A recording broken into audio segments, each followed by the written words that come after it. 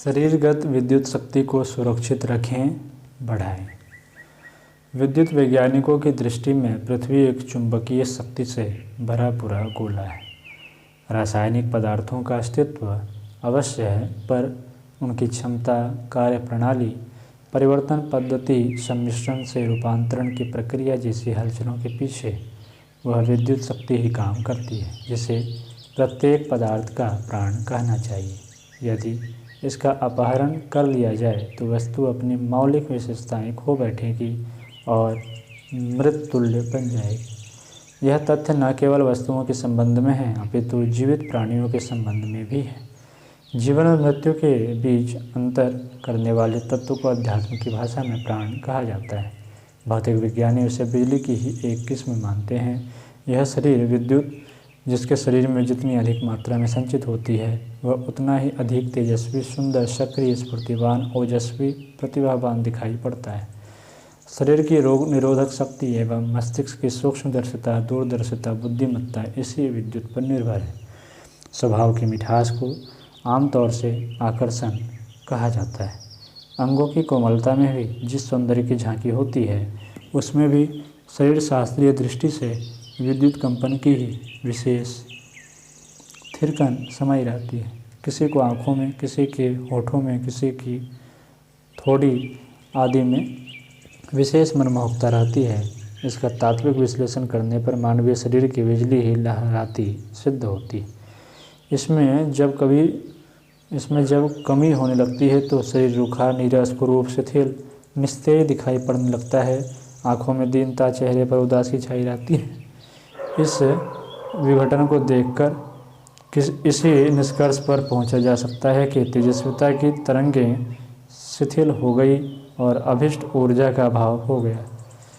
शरीर में रक्त मांस की वृद्धि के लिए उपाय किए जाते हैं, पर इस तथ्य पर पहुंचने में भूल की जाती है कि आग मंदी पड़ जाने पर पकने और पचने की क्रिया ही नहीं, उमंग और उत्कर्ष का प्रत्येक पक्ष शिथिल पड़ जाता है। यह अभाव समस्त शरीर की दुर्बलता अथवा अंग विशेष की अशक्तता के रूप में प्रकट होकर मनुष्य को रुग्ण बनाता है। बीमारों में रोग कीटाणुओं की खोज की जाती है।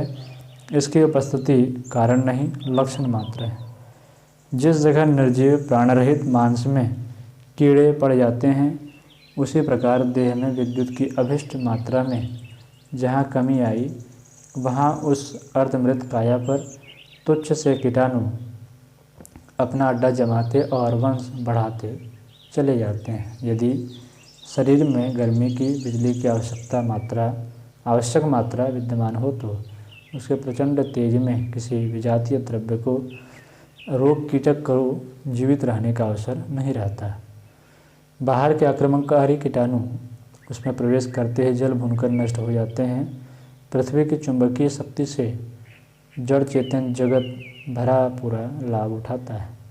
मनुष्य ही नहीं, अन्य प्राणी भी उससे लाभान्वित होते हैं। पक्षी ऋतु परिवर्तन के अनुरूप सुविधाजनक स्थानों में आते जाते रहते हैं। इसके लिए उन्हें हजारों मील लंबे महासागरों को पार करते हुए लंबी उड़ानें करनी पड़ती है। बहुधा ये उड़ानें रात्रि में होती है। ये पक्षी किस प्रकार दिशा ज्ञान प्राप्त करते हैं और कैसे अभिष्ट स्थानों पर तक पहुंचते हैं, इनका मार्गदर्शन कौन करता है, इसका उत्तर पृथ्वी की ध्रुवीय आकर्षण शक्ति से ही मिलता है। ये पक्षी ग्रीष्मांत में उत्तर से दक्षिण की ओर और वसंत में दक्षिण से उत्तर की ओर उड़ते हैं।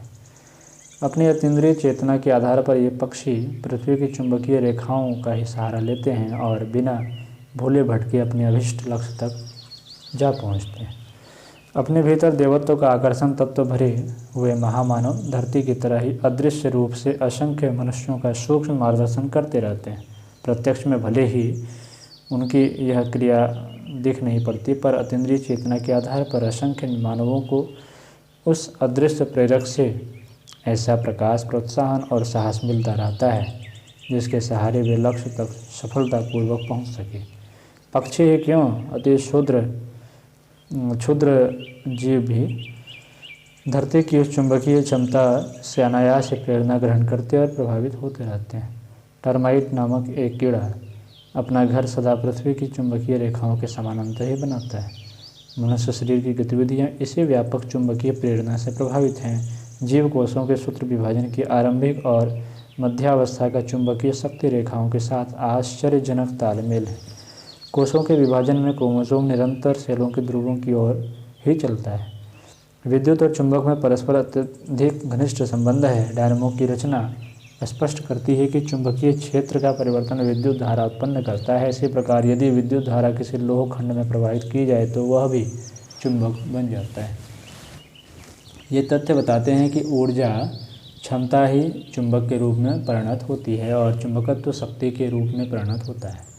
आत्मबल संपन्न व्यक्ति ही अपने में प्रभात्मक आकर्षण पैदा करते हैं और आकर्षक स्वभाव वाले शक्ति संपन्न बनते हैं। उसे अन्यान्योष्ट संबंध ही मानना चाहिए। एक को प्राप्त करने के उपरांत दूसरी विशेषता अनायास उत्पन्न होती है। रक्त नलिकाओं में लोहयुक्त हीमोग्लोबिन भरा पड़ा है। यह लोह ही विश्वव्यापी चुंबकत्व को अपनी ओर आकर्षित करता है और उस संचय के आधार पर शक्ति का क्रियाकलाप चलाते रहने योग्य बिजली प्राप्त होती है। यदि यह लौह तत्व शरीर में कम पड़ जाए तो मनुष्य निर्जीव और अनाकर्षक बनता चला जाएगा और जीवित न रह सकेगा। डॉक्टर मोरिनेस्को ने अपने प्रयोगों में चुंबकीय उपकरण द्वारा तीसरी वेंट्रिकल को धन ध्रुवीय करके कृत्रिम निद्रा उत्पन्न करने में सफलता प्राप्त की है। मस्तिष्क को अचेत करने वाले इंजेक्शनों की तरह ही इस प्रयोग का प्रभाव संभव पाया गया।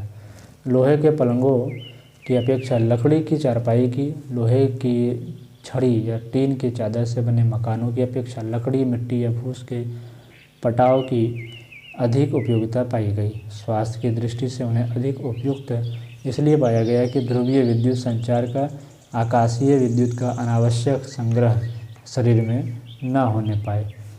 अनावश्यक संग्रह हर चीज़ का अहितकर होता है। चुंबकत्व की अनावश्यक मात्रा शरीर और मस्तिष्क में ठूंसने वाले लोह उपकरण इस दृष्टि से यदि अनुपयुक्त माने गए हैं तो यह तर्कसंगत ही है। पृथ्वी दृश्य रूप से मिट्टी, पानी, खनिज, वनस्पति आदि का समन्वय दिखती है।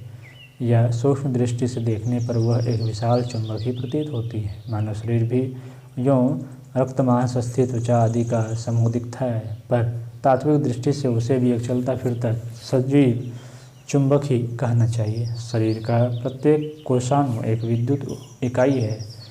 जिस तरह पौधे अपने पत्तों द्वारा आकाश से श्वास वायु ग्रहण करते हैं, उसी प्रकार से कोशाणु आकाश से वायुमंडल से फ्रिक्वेंसी आवृत्ति खींचते हैं। उन्हीं के आधार पर वे अपना वाइब्रेटिंग कंपन एवं ऑसिलेटिंग दोलन क्रम चलाते हैं। स्विट्जरलैंड का डॉक्टर फिलिप्स आरोलस पैरासेल्सस ने कितनी बीमारियों का कारण शरीर का चुंबकत्व की विकृति एवं विच्छिन्नता को सिद्ध किया है। ऐसे रोग जिनका कारण डॉक्टर ठीक से समझ नहीं पा रहे थे और चिकित्सा के अनेक प्रयोगों में असफल हो रहे थे, डॉक्टर फिलिप्स ने रुग्ण केंद्र मूलों में चुंबकत्व की आवश्यक मात्रा पहुंचाकर उन रोगों से मुक्ति दिलाई।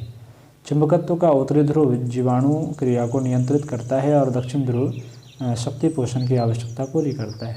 अस्वस्थता को इन दो वर्गों में वर्गीकृत करके यह निष्कर्ष निकाला जा सकता है कि चुंबक की दोनों धाराओं में से किसका कहाँ और कितना उपयोग किया जाए।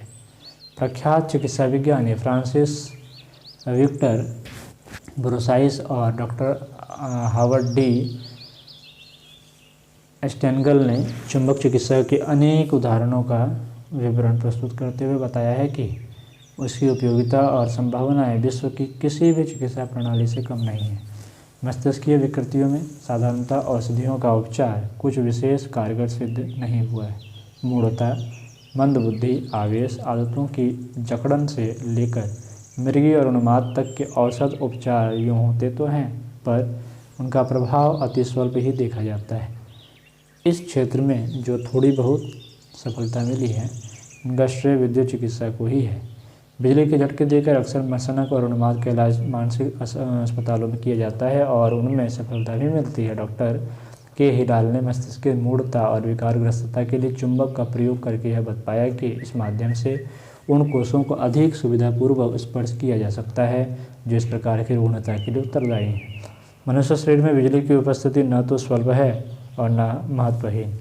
बालों में कंघी करके उतनी भर रगड़ से उत्पन्न चुंबक को देखा जा सकता है। बालों से घिसने के बाद कंघी को लोहे के पिन से स्पर्श करें तो उसमें चुंबक के गुण विद्यमान मिलेंगे। निर्जीव बालों में ही नहीं, सजीव मस्तिष्क में भी बिजली की महत्वपूर्ण मात्रा विद्यमान है। अन्य बिजली घरों की तरह यहाँ भी बनाव बिगाड़ का क्रम चलता रहता है। इस मरम्मत में चुंबकीय चिकित्सा का आशाजनक उपयोग किया जा सकता है। हमें शरीर एवं मन को सजीव, स्फूर्तिवान एवं तेजस्वी बनाने के लिए अपनी विद्युत शक्ति को सुरक्षित रखने का ही नहीं, इस बात का भी प्रयत्न करना चाहिए कि उस पर निरंतर वृद्धि भी होती चले, क्षतिपूर्ति की भी व्यवस्था बनी रहे। यह प्रयोजन प्राणायाम, षटचक्र भेदन, कुंडलिनी योग एवं शक्तिपात जैसे साधनाओं से संभव हो सकता है। आज की कक्षा में इतना ही। अगली चर्चा हम लोग अगली कक्षा में करेंगे।